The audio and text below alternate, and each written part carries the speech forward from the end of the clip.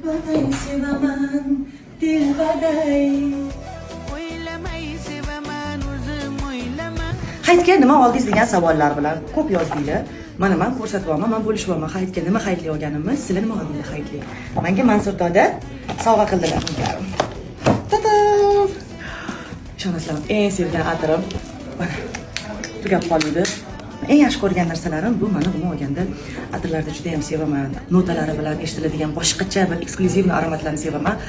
Biz Saudiyaga borganimizda Jiddadan oldik, Madinadan ko'p duxila oldik. O'sha yerdan topdim, shuni sevib qolib, do'stim podarka qildi. Hozir endi Mansurdan mana sovg'a qilib jo'natib yuboribdilar. Bu meni hayitligim.